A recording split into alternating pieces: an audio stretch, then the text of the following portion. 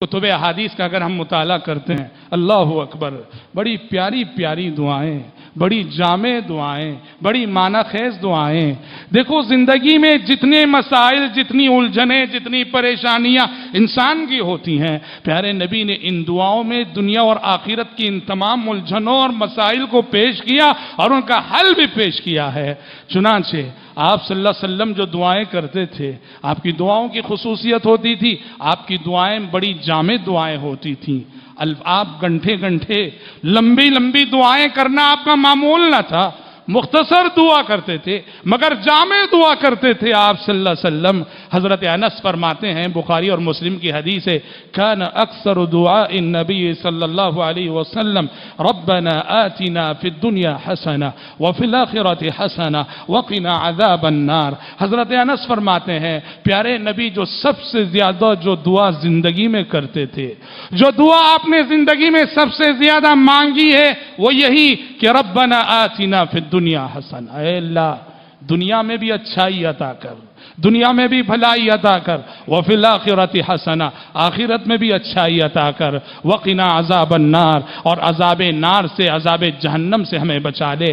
پیارے نبی فرماتے تھے، جس نے یہ دعا کر لی اس نے دنیا اور آخرت کی ہر بھلائی مانگ لی۔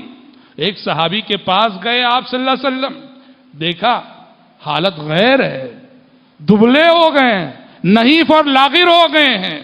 آپ صلی اللہ علیہ وسلم نے ان کی اس نازک حالت کو دیکھ کے پوچھا، تم اللہ سے کوئی دعا کرتے رہے ہو کیا؟ صحابی نے کہا کہ ہاں اللہ کے نبی ایک دعا کرتا تھا۔ کہا کیا کرتے تھے؟ صحابی نے کہا میں نے اللہ سے یہ بات بار بار دعا میں کہی ہے اور بار بار دعا میں مانگی ہے کہ اے اللہ اگر آخرت میں تو مجھے سزا دینے والا ہے، وہ سزا آخرت میں مت دے، ابھی دنیا میں دے دے۔ پیارے نبی نے کہا یہی دعا ہے جس نے تمہارا یہ حال کر رکھا ہے۔ یہ کیوں کہتے ہو کہ آخرت میں سزا مت دے مگر دنیا میں دے دے؟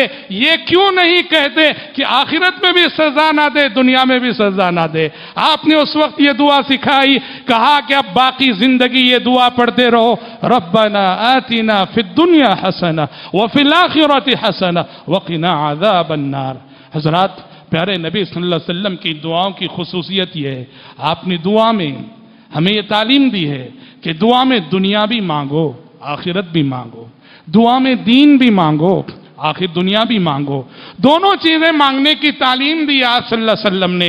اور چنانچہ اگر آپ صلی اللہ علیہ وسلم کی دعاؤں کو دیکھتے ہیں، یہ حسین امتزاج نظر آتا ہے۔ آپ اپنے رب سے دنیا بھی مانگتے ہیں اور اپنے رب سے اپنی آخرت بھی مانگتے ہیں، آپ اپنا دین بھی مانگتے ہیں، آپ اپنی دنیا بھی مانگتے ہیں۔ بڑی پیاری دعا بعض روایتوں میں آئی ہے، پیارے نبی صلی اللہ علیہ وسلم یہ دعا کرتے تھے، اللہم اصلح لی دینی الذي هو عصمة أمري وأصلح لي دنياي التي فيها معاشي وأصلح لي آخرتي التي إليها معادي واجعل الحياة زيادة لي في كل خير والموت راحة لي من كل شر۔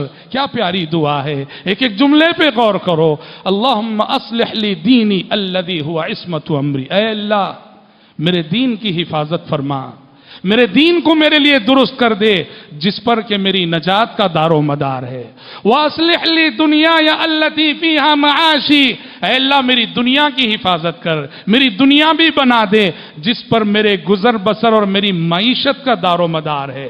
وَأَصْلِحْ لِي آخِرَتِي الَّتِي إِلَيْهَا مَعَادِي، میری آخرت کو بنا دے، میری آخرت کو سنوار دے جہاں کہ مجھے ایک دن لوٹ کر جانا ہے۔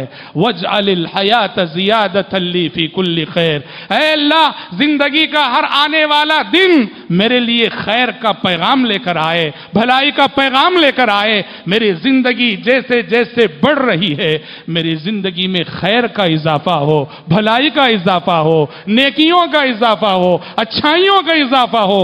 والموت راحة لي من كل شر، اور موت کو میرے لیے ہر شر سے نجات کا ذریعہ بنا دے۔ کتنی پیاری دعا ہے۔ پیارے نبی صلی اللہ علیہ وسلم کی خصوصیت تھی، آپ صلی اللہ علیہ وسلم اپنے بعض جلیل القدر صحابہ کو جن سے آپ کو بڑا لگاؤ ہوتا اور جن صحابہ کے اندر آپ علم کا شوق دیتے، عبادت کا شوق دیکھتے، آپ صلی اللہ علیہ وسلم نے بعض مخصوص دعاؤں کی تلقین کرتے تھے۔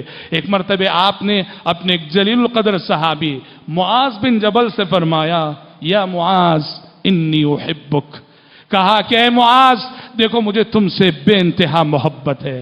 پیارے نبی کو اپنے ہر صحابی سے محبت تھی، لیکن بعض صحابہ ایسے تھے جنہیں آپ نے ان کے اخلاق کی وجہ سے، ان کے علم کی وجہ سے، ان کے جذب عمل کی وجہ سے بہت چاہا، اپنے دل میں جگہ دی۔ انہیں میں ایک معاذ بن جبل بھی تھے۔ آپ نے معاذ بن جبل سے فرمایا، یا معاذ انی احبک، معاذ دیکھو تم سے مجھے بے انتہا محبت ہے، لہذا ایک دعا میں تمہیں سکھاتا ہوں اس محبت کی بنا، ہر نماز کے بعد، فرض نماز کے بعد اس دعا کو پڑھنا نہ بھولو، رب اعنی علی ذکرک و شکرک و حسن عبادتک، پروردگارا تیرا ذکر کرنا ہے، تیرے ذکر کرنے کے سلسلے میں تو ہی میری مدد فرما، تیری شکر گزاری کرنی ہے، تیری شکر گزاری کرنے کے سلسلے میں تو ہی میری مدد فرما، وہ حسن عبادتک، تیری اچھی سے اچھی عبادت مجھے کرنی ہے، اس سلسلے میں تو ہی میری مدد فرما۔ شیخ الاسلام ابن تیمیہ فرماتے ہیں، میں نے پیارے نبی سے آئی ہوئی دعاؤں میں غور کیا تو میں نے اس سے جامع دعا کوئی نہیں دیکھی، اس سے معنی خیز دعا کوئی نہیں دیکھی کہ اللہ کا بندہ اللہ کی عبادت کرنے کے لیے اللہ ہی سے مدد کا طالب ہو، اللہ کی شکر گزاری کے لیے اللہ ہی سے مدد کا طالب ہو، اللہ کا ذکر کرنے کے لیے اللہ ہی سے مدد کا طالب ہو، اس سے زیادہ جامع میں نے کوئی اور دعا نہیں دیکھی۔